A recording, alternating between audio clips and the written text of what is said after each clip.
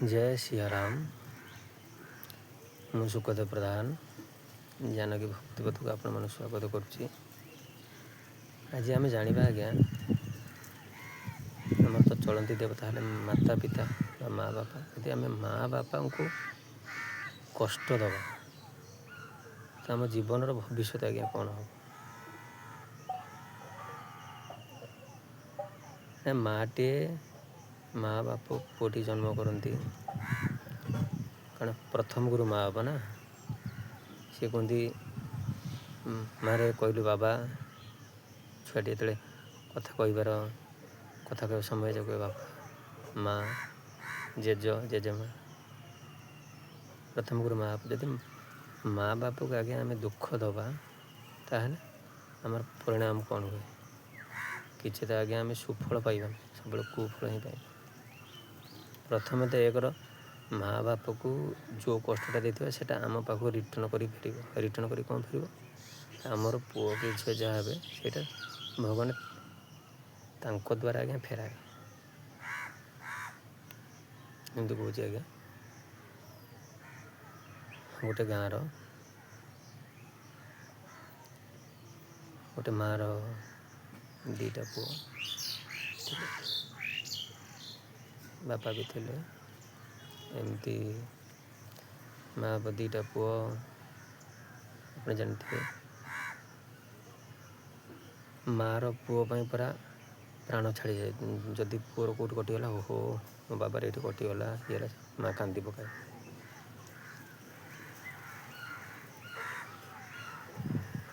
ନା ତାର ଯିଏ ବଡ଼ ପୁଅ, ଯିଏ ବଡ଼ ସାନ ସବୁ ବାହାଘର କରାଇଲା। ଏମିତି ବଡ଼ର ହେଲେ ମାନେ ଦୁଇଟା ପୁଅ ଗୋଟେ ଝିଅ, ସାନର ଦୁଇଟା ଝିଅ ଗୋଟେ ପୁଅ। ଝିଅମାନେ ଆଜ୍ଞା ସବୁ ବଢ଼ିଗଲେ।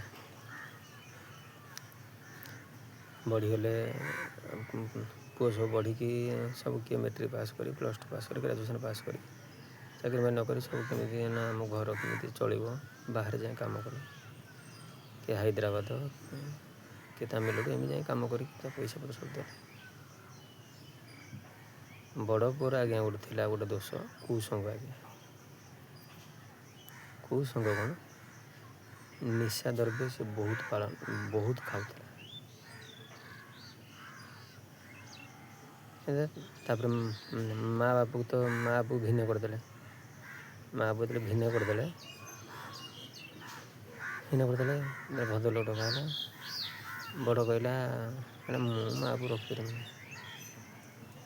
ଏଠି ସାନକୁ ପଚାରିଲେ, ସାନ କହିଲା ହଁ ମା' ବାପ କ'ଣ ଦୁଇଟା ଖାଇବେ, ବୁଢ଼ା ବୁଢ଼ୀ କ'ଣ ଯାହା ଖାଇବେ ମୋ ପାଖରେ ରଖିବେ।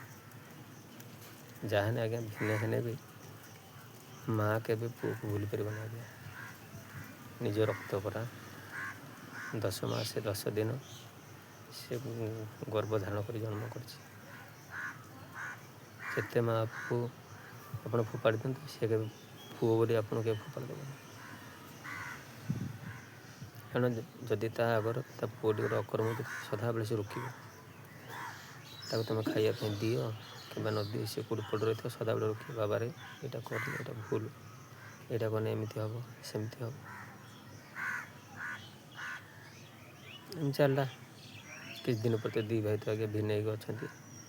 ଏମିତି ଭାଇ ତ ଆଜ୍ଞା ଖଣ୍ଡରୁ 2 ଖଣ୍ଡ ହେଇଛନ୍ତି। ଖଣ୍ଡରୁ 2 ଖଣ୍ଡ ହେଇଛନ୍ତି ଆଜ୍ଞା।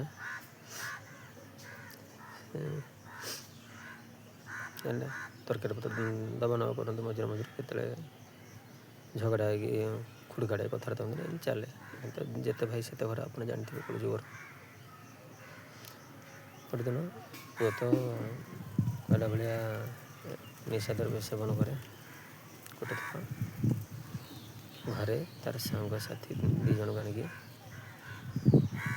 ଘରେ ପିଇଲା। ଗୋଟେ ମା' ତାକୁ ଅପୋଜ କଲା, କହିଲା ବାବାରେ ତ ବଢ଼ିଲା କୁଡ଼ିଲା ଝିଅ 2ଟା ଅଛନ୍ତି, ତୁ ତ ଜାଣିଛୁ ଯୁଗ କେମିତି ହେଉଛି, କିଏ କ'ଣ କହିବ। ଏସବୁ ତୁ ଯଦି ମଦ ପିଉଛୁ, ତୋ ପଇସାରେ ତୁ ତୋର ପିଉଛୁ, ରୋଜଗାର କରୁଛୁ, ପିଉଛୁ, ତୁ ଯାଇ ବାହାରେ ପିଏ। ଘରେ ପିଇଲେ ସବୁ ଲୋକ ନିନ୍ଦା ହେବ। ଆଜି ନୁହଁ କାଲି ପଡ଼ିବ। ହେଇ କିଛି ନଥିନେ କୁଆ ଉଡ଼ିଗଲେ ଆଜ୍ଞା ଛୁଆଟେ ଉଡ଼ିଗଲା। ହେଇ ସେ ପିଲା ଦିଟା ତା ଘରକୁ ସଦାବେଳେ ଯାଉଛି, ତା ଝିଅ କି ତା ସ୍ତ୍ରୀ ସହିତ ଚକ୍କର ଅଛି ନା କ'ଣ।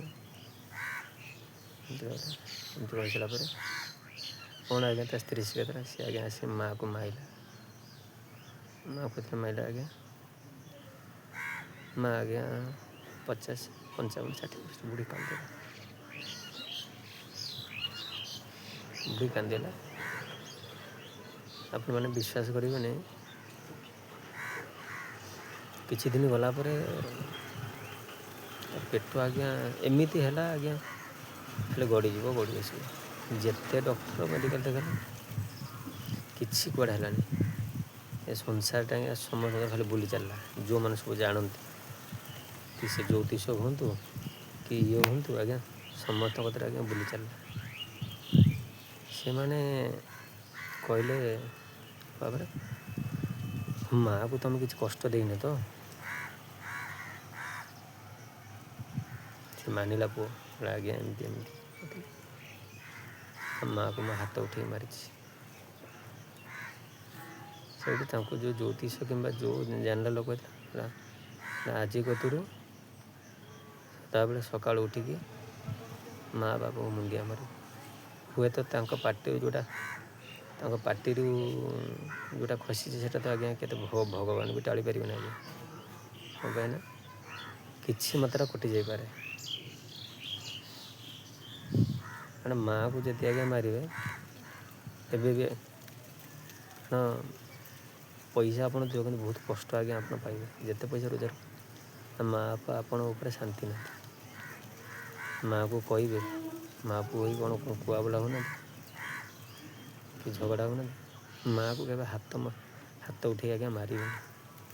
ଯଦି ଆପଣ ଯେଉଁଦିନ ହାତ ଉଠେଇ ମାରିଲେ ଆପଣ ଜାଣିବେ ଆପଣ ତ ଆପଣ ପୁଅ କତିରୁ ମାଡ଼ ଖାଇବେ। ଆପଣଙ୍କ ସେଦିନଠୁ ମରିବା ପର୍ଯ୍ୟନ୍ତ ଆପଣ ଦିନଟା କେବେ ଭଲରେ ଯିବନି। ଆପଣ ଶାନ୍ତିରେ କେବେ ରହିବେନି। ଟଙ୍କା ରୋଜଗାର କରିପାରିଥାନ୍ତି କିନ୍ତୁ ଶାନ୍ତି ଆପଣ ମିଳିବେନି। କାରଣ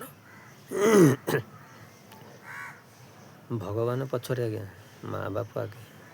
ମା ବାପ ଖୁସି ନାହାନ୍ତି, ଆପଣ ଯାହାକୁ ଡାକନ୍ତୁ ସଂସାର କର୍ତ୍ତା ଯିଏ ଅନନ୍ତ କୋଟି ବ୍ରହ୍ମାଣ୍ଡର ସ୍ୱାମୀ ସିଏ ବି ଶୁଣିବନି। ସିଏ ତ ପ୍ରଥମ କହିବେ ଇଏ ତ ମା ବାପା ଉପରେ ଖୁସି ନାହାନ୍ତି, ମୁଁ କ'ଣ ଦେଖାଦେବି। ମାତା ପିତା ପ୍ରଥମେ ଯିଏ ଭଗବାନ ତ ସିଏ ଖୁସି ନାହାନ୍ତି, ମୁଁ ଆପଣଙ୍କୁ କ'ଣ ପାଇଁ ମୁଁ କାହିଁ ୟାକୁ ଦେଖାଦେବି କି ଆପଣ ଇଏ କରିବେ। ସେଥିପାଇଁ ଆମେ ଆଜ୍ଞା ଶିଖିଲେ ଏଥିରୁ କ'ଣ ମା ବାପାକୁ ଆଜ୍ଞା କେବେ କଷ୍ଟ ଦେବାନି। କଷ୍ଟ ଦେଲେ ଆପଣ ପୁଅ ତ ସେଇଟା ଆପଣ ପାଇଁ ରିଟର୍ଣ୍ଣ କରିବ। ଆପଣ ଅହିନରକ ଯିବେ। ଆପଣ ଯେତେ ପୂଜା ପାଠ ଦାନ ଧ୍ୟାନ କଲେ ଆପଣ ପୁଣ୍ୟ କେବେ ରହିବନି। ଆପଣ ସେ ପାପି ଭିତରେ ଗଣିତ ହେବେ। ରହିଲି ସୀତାରାମ।